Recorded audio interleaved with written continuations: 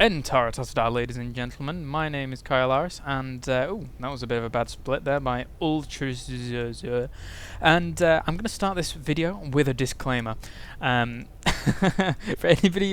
any of you that criticise this strategy, you're well entitled to, because it is by far not safe, and I don't recommend anyone does it. But I'm going to cast it anyway because I find it amusing, and in PvP, it surprisingly works quite a lot at my level currently, which isn't very high because I haven't been laddering as much as I should do.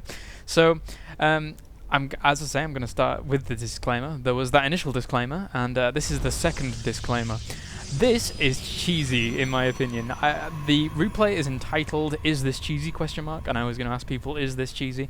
But after a little bit more analysis, and very quick analysis, in fact, I've deducted that this is just a bit cheesy and a bit weird. So, as you can see, I'm going to be placing my pylon down at my natural, and this is indeed a ladder game, Protoss, against a rank 1 diamond player, I think. He may have been masters, I can't quite remember. They're the only people I ever face nowadays.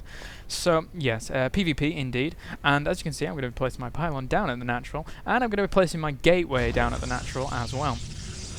So at this point, I am going to be scouting him anytime soon, and I'm going to be coming into his base, and the ultimate goal of this strategy is mind games. I know that it's just messing with your opponent, basically. Let's just get the production tab on and seeing what you can do and seeing how they react to certain builds. So he is going for a very, very standard build at this point. I cannot say his name for the love of me, so I'm assuming he's French or something like that. So yeah, I can't say it, so it doesn't really matter. So I have got my assimilator as well, and generally if you see an assimilator in someone's base, it means that they're not going for anything ridiculously cheesy or whatever. I'm going to be throwing down my second pylon as well next to this gateway. Got one probe over here. Now, considering that I do have this probe over here, I am losing a little bit of mining time, but not too much as to put me at a giant disadvantage. He has got his cybernetics core going up now, and anytime soon I imagine I'm going to be throwing down my cybernetics core as well. But as you can see, he has scouted my base indeed, and has seen that there's not much going on in it other than an assimilator. As he hasn't scouted this location here. If we can just go to his camera, you can see that he hasn't seen anything going on in this area. So let's go back to everyone. And at this point, I'm assuming he thinks that I'm doing something extremely cheesy, which again really kind of provokes the whole mind games thing. Now, at this point, my opponent doesn't react in a ridiculous way, although he hasn't actually yet replied in a ridiculous way. Most people that I do this to end up like throwing down a forge, cancelling the cybernetics core, and thinking, oh my god, what's coming? It's coming soon. And as you can see, he is trying to kill this probe off, and I'm going to try and get that out of there as quickly as possible before that stalker does come out. So he's still sat in my base thinking, what on earth is going on?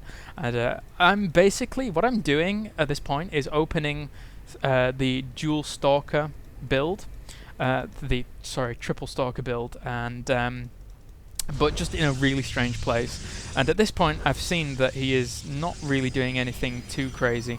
I noticed that he had these two kind of buildings here, and that he wasn't going for any kind of 4 gates. So I felt safe throwing down a robo bay a little bit earlier, and not actually producing those initial the initial 3 stalkers. In fact, just getting that one in order to be able to fend off his scouting probe. So I have done that.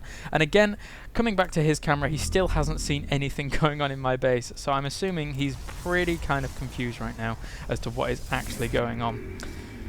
So I'm pretty comfortable with not producing anything right now. He is going to be moving in pretty soon, but I'm pretty confident that I can actually fend this off. He's going to be just moving into the middle of the map, and my robo facility has finished, and I do have this second assimilator down, and I'm just going to be chilling out. I'm pretty comfortable with what I'm doing, since he doesn't even see at all what I'm doing. He's going to be expanding very, very early in terms of PvP, and going for a robo as well. I'm assuming that this expansion was done as a preemptive expansion in order to be able to kind of say if I was doing some kind of cannon push anywhere near his base, and I was successful with it, then he had a backup base to fall back to. But as you can see, I do have that Immortal already coming out, and I've started my robo production way earlier, in essence, than my opponent has done. And that's what this sort of strategy actually relies on, the fact that your opponent doesn't really know what's going on, so kind of reacts in a very defensive way to the point where they don't actually get their robo, and then you get your robo faster than them, including Robo Bay, and then just push with Colossus. So he's going to be moving up here with a little bit of a contingent here, but I have plenty in order to be able to deal with this. In fact, warping in 2 more Zealots there, I'm going to be pushing that away pretty easily with this unit combination. And again, still hasn't really scouted what is going on here. He doesn't know what I have at all, whilst I know pretty much everything about what's going on in his base. He is transferring quite a few probes over to his expansion. And to be honest, if I'd have let this game go on for a longer, I actually haven't scouted this expansion at this point. If I'd have let this game go on for a lot longer, then he would have pretty much steamrolled me. So ultimately this tactic pretty much relies on, oh, I'm a bit Psylocked there, that's not good. It pretty much relies on the fact that you can kind of trick your opponent into thinking that there are no buildings in your base and you're going to be doing something cheesy, and getting a Robo Bay pretty fast and then pushing with Colossus as quickly as you possibly can after that. I really don't know what else to say about this, really, other than you shouldn't do it, because it's really kind of volatile and not a good strategy. I just thought I'd cast it for the hell of it, and I'm in a pretty casty mood, so I thought I would give it a go. So just let's go to the income tab quickly. As you can see, he does have a much greater income than I do at this point, and again, if I were to let this go on for very much longer, he would have been able to steamroll me completely. And that being said, he should be able to pretty much steamroll me now. I think he's invested quite a lot though in tech, and now only his Robo Bays are only now just going up, so I'm a whole Colossus ahead. In fact, that Colossus has just started there. I'm a whole Colossus and a half ahead, which oh god, what have I done? There we go. Let's go back to the action. Come on, there we go. And what was I saying? I was saying something.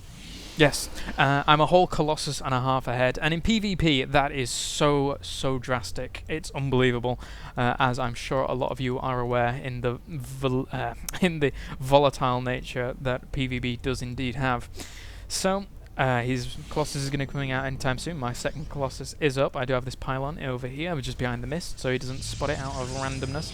And just going to be pushing in now and pretty much clinching the victory. Let's just speed this up so my units do get over there super fast. I'm going to be throwing down a second pylon just in case he does end up killing one off. But again, I can just pretty much push up the base and deal with this pretty quickly. Again, he does have a lot better economy than I do, but ultimately he's just not really spending his money as well as he should be, and I'm going to be pushing up here, even though my army is a lot smaller. Oh, in fact, no, he has a way higher probe lead on me, so he's invested way too much in economy here, and not realised that I've just been doing a one-base trap the entire time.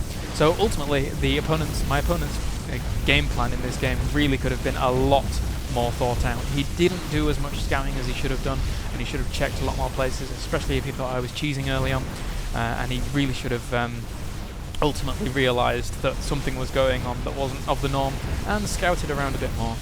So yeah, thanks very much for watching this, guys. I know it wasn't the most entertaining of games, but I just thought I would share it with you because I found it quite amusing. So I hope you enjoyed this. If you did, please subscribe, and if you are already subscribed, thank you for already subscribing. I will have some developments coming in the near future. I have a tournament tomorrow, and that's why I've not been releasing as many videos as I wanted to, because I've just been practicing, and I've gone up like 400 points on ladder from like such ease. And also I have a US account, so if you want to add me on the US realms, Kaelaris.132 for my character code. So once again, thank you very much for watching, and I will see you guys next time.